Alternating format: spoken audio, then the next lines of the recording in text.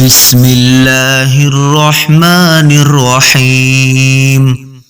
السلام علیکم۔ دیکھتی آنکھوں سنتے کانوں کو روشن اوراق میں خوش آمدید۔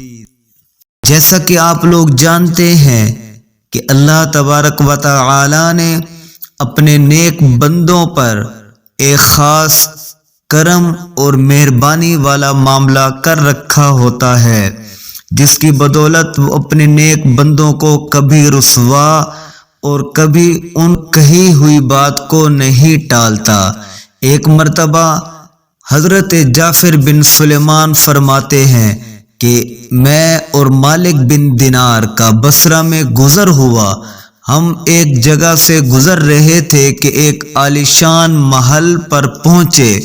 اندر گئے تو دیکھا کہ ایک مستری اور مزدور لگے، ایک طرف ایک نہایت خوبصورت خوبرو نوجوان محل کی تعمیر کا انتظام کر رہا تھا۔ معماروں اور مزدوروں سے کہہ رہا تھا کہ فلاں کام اس طرح کرو، فلاں کام اس طرح کرو۔ یہ دیکھ کر مجھ سے مالک بن دینار نے کہا کہ دیکھتے ہو یہ کیسا خوبصورت حسین جوان ہے، اور اس مکان کے بنانے پر کس قدر حریص ہے۔ مجھے تو اس کی حالت پر رحم آتا ہے اور جی چاہتا ہے کہ اس کے لیے اللہ سے دعا کروں، اسے مخلص اور برگزیدہ بندہ بنا دے۔ کیا عجب ہے کہ یہ نوجوان جنت کے جوانوں میں سے ہو جائے۔ ہم اس گفتگو سے فارغ ہو کر اس جوان کے پاس پہنچے، سلام کیا۔ اس نے سلام کا جواب دیا، مگر مالک بن دینار نے اس کو نہ پہچانا۔ کچھ دیر بعد اس نے پہچانا تو تعظیم کے لیے کھڑا ہو گیا اور بہت اوبھگت کی۔ عرض کیا حضرت کیسے تکلیف فرمائی؟ مالک بن دینار نے فرمایا تم سے یہ پوچھتا ہوں کہ اس محل میں تمہارا کتنا مال خرچ ہوا اور کتنا خرچ کرنے کا ارادہ ہے؟ اس نے کہا 1,00,000 درہم۔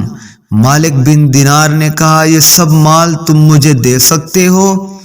میں اسے اس موقع پر خرچ کروں گا، تمہارے لیے اس سے عمدہ محل کا ذمہ دار ہو جاؤں گا۔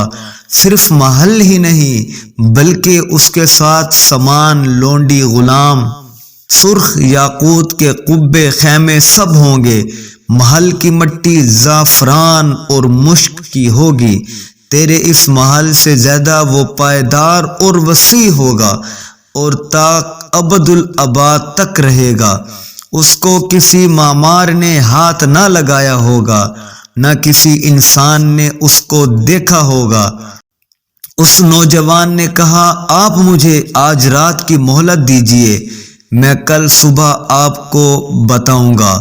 مالک بن دینار نے فرمایا بہت بہتر۔ اور حضرت جعفر فرماتے ہیں کہ میں اور مالک بن دینار کو تمام رات اس نوجوان کا خیال رہا۔ جب صبح ہونے کے قریب ہوئی تو اللہ تعالی سے اس کے لیے خوب دعا فرمائی۔ صبح ہی ہم دونوں اس کے پاس پہنچے تو دیکھا کہ جوان محل کے دروازے پر بیٹھا ہے۔ جب اس نے مالک بن دینار کو دیکھا تو بہت خوش ہوا اور کہا کل کا وعدہ بھی یاد ہے؟ مالک بن دینار نے فرمایا ہاں یاد ہے، کیا تم ایسا کرو گے جیسے میں نے کہا تھا؟ تو اس نے کہا ضرور۔ اور اس نے کہا کہ مال کے توڑے لاؤ اور ان کو سامنے رکھ دیا۔ دوات اور قلم اور کاغذ منگایا۔ مالک بن دینار سے کہا کہ اس کاغذ پر اقرار نامہ لکھ دیں اس محل کا جس کا آپ نے میرے سے وعدہ کیا تھا۔ تو مالک بن دینار نے بسم اللہ الرحمن الرحیم لکھا اور کہا کہ مالک بن دینار فلاں بن فلاں کے لیے اللہ تعالی سے ایک ایسا محل بمعاوضہ اس کے اس محل کے دلانے کا ضامن ہو گیا۔ اگر اس محل میں اس سے زیادتی ہو تو وہ اللہ کا فضل ہے، اور بمعاوضہ اس مال کے میں نے اس کے لیے ایک محل جنت میں اس سے وسیع خرید لیا، اور وہ محل اللہ کے سائے اور قرب میں ہوگا۔ فقط یہ لکھ کر اس نوجوان کے حوالے کیا اور سب مال لے آئے۔ دن بھر سب کا سب غربا میں، مستحقین میں، یتیموں میں تقسیم کر دیا، اور شام کو مالک بن دینار کے پاس رات گزارنے کے سوا کچھ نہ تھا۔ ایک روز مالک بن دینار صبح کی نماز پڑھ کر فارغ ہوئے تو یکایک محراب پر نظر پڑی تو وہی کاغذ جو انہوں نے جوان کو لکھ کر دیا تھا رکھا ہوا ملا، تو اس کی پشت پر لکھا ہوا ملا کہ یہ اللہ کی طرف سے ہے، مالک بن دینار کے لیے برات۔ جس محل کی تم نے ہمارے اوپر ضمانت کی تھی ہم نے اس نوجوان کو وہ محل دے دیا، 70 حصے اس سے زیادہ دیا۔ مالک یہ دیکھ کر حیران رہ گئے اور وہ اس نوجوان کے گھر گئے تو دیکھا کہ گھر سے رونے کی آوازیں آ رہی تھی۔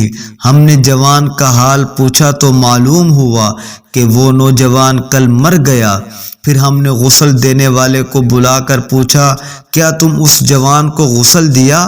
اس نے کہا، ہاں میں نے ہی دیا تھا۔ مالک بن دینار نے پوچھا، اچھا بیان کرو کہ اس کی موت کس طرح ہوئی؟ اس سے پہلے مجھ سے یہ کہا کہ جب میں مر جاؤں تو مجھ کو غسل اور کفن دینا، اور ایک پرچہ دیا اور وہ پرچہ کفن میں رکھ دینا۔ میں نے اس پرچے کو کفن میں رکھ دیا اور اسے دفن کر دیا۔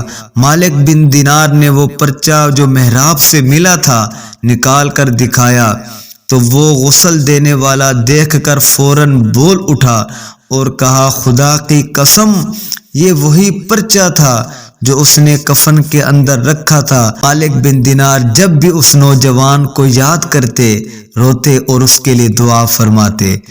روشن اوراق کے ناظرین اور سامعین، دعا ہے کہ اللہ تبارک و تعالی ہمیں کل قیامت کے دن اپنے پسندیدہ بندوں میں ہمارا شمار فرمائے اور ہمیں بھی جنت الفردوس میں محل عطا فرمائے، اور حضور پرنور صلی اللہ علیہ وآلہ وسلم کی شفاعت نصیب فرمائے۔